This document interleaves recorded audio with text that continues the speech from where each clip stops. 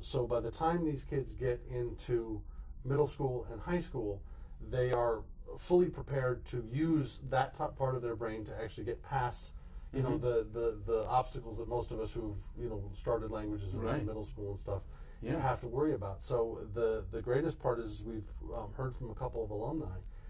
One of them actually speaks now 5 different languages. Wow! And she credits it to her Hebrew education initially at Maimonides. So Hebrew is a fairly complicated language, yes? I would imagine it's got to be one of the most complicated on the planet because you have an entirely different alphabet. It's read from right to left. Yes. I think Chinese, Japanese, and Russian would probably be up there as well because they don't use, or maybe even Greek too. But but those are, I mean, because of the different alphabet and all that other stuff. Yeah. So if a young person has taken on, you know, a very young person has taken on Hebrew, by the time that they presented, you know, these normal English letters, you know, in French and Spanish, it's like a piece of cake. Really, it really is. Wow, that's just so fabulous. Let's roll another clip. You know, enough of the talking heads. Let's see the kids. Let's see the kids themselves.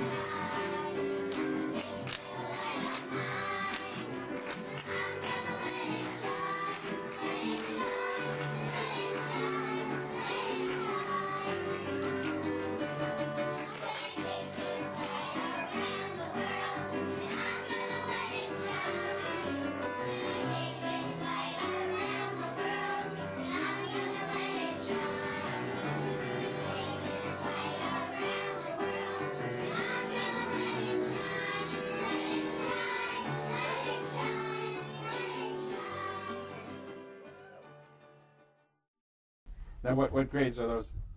Those K through 5. K through 5. All together. Okay. Yeah. All together. Yeah. Wow. Now, why would a person that's not Jewish want to send their child or children to Maimonides? Well, there's so many programs there, starting with expert education and secular education. We meet and exceed Connecticut state standards, and all of the local education around us. We meet their education, public school, private schools, but we also exceed. We take to different levels, different education. And you might want to go there because all the enrichment that goes on there, the personalized levels of enrichment. We have after-school programs. We have interpersonal relationships with teachers that really care about the students. The friendships are lasting forever that you make with your children. You have a strong identity and a foundation of what it is to be a good person. So I could go on and on and on and tell you the... I'm sorry, didn't you, when you started, didn't you do something with checking out the education in the area? I did. I took a look at the surrounding education in our area, and I looked to see what it is that we do that's the same and what we do that we are going to do better than all of the surrounding schools, public and private schools. You have a specialty in curriculum studies, yes? I'm a curriculum specialist and special education. Yes. So with all of my background in education for so long, I'm able to put this together and ensure that we meet the curriculum that you must have for Connecticut state standards, but then where can we go on a different level? So when these kids leave Maimonides, they've gotten just a bunch more. Maybe since it's a private school, people are paying a little bit of money for it, which I want to make the point that actually your school is quite affordable. It's quite affordable in comparison to other schools in the surrounding area, and for what you get for the personalized education, personalized experience, really. I'm acutely aware of that. You know, I have 3 kids, and you know, we have daycare expenses and day school, and so this is very accessible for a lot of people. So it's people come to if they're not Jewish. I mean, it's not like about religion. It's not a religious school per se. It's more of a cultural thing. Singing songs, as we've seen just now, and you know, the holidays, of course, Passover, Hanukkah, just a lot of fun and character building and things like this. All right, cool. I want to kind of see a little bit of a classroom atmosphere. So if we could roll that next one, Okay. I think this next one is the classroom. Right. I think so.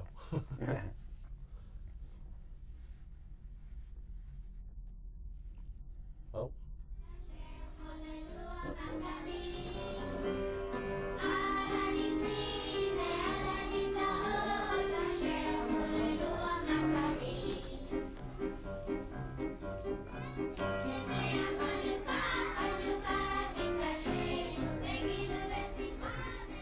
Look at that. And let's roll the next one, which probably is actually the classroom scene.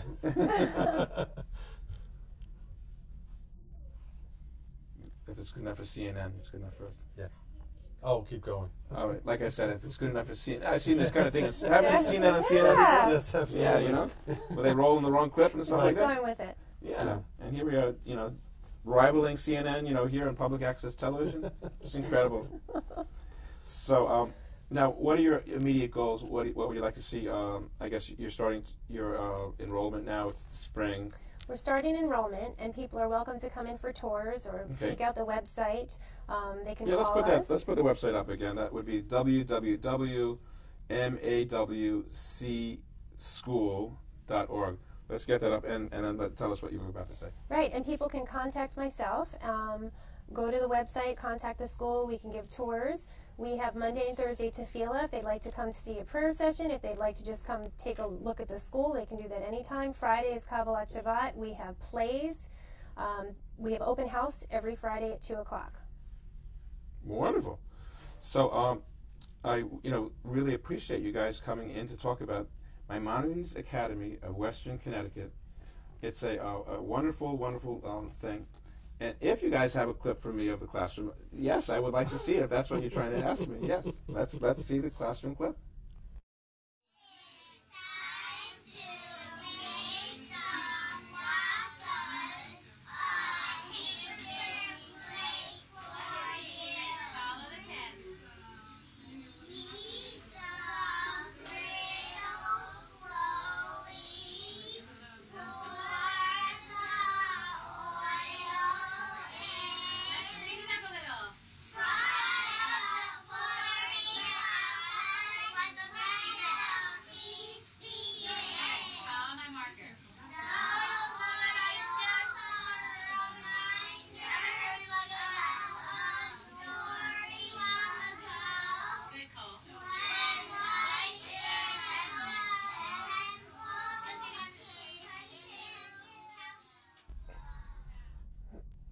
Wonderful.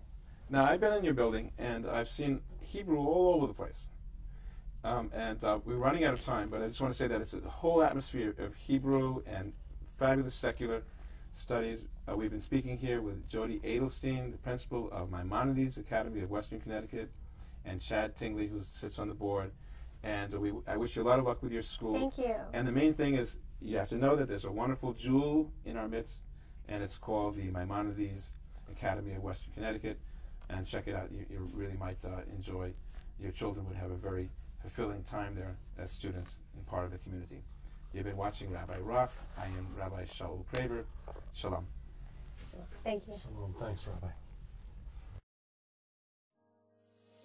I say there is a way love can win the day, and I know there'll come a time when love is all we lean upon. I know sometimes the hurt inside builds a wall of anger and pride, and some say there is no way that love can win the day, but I know in a blink of an eye the world can see what was hidden to all humanity. I know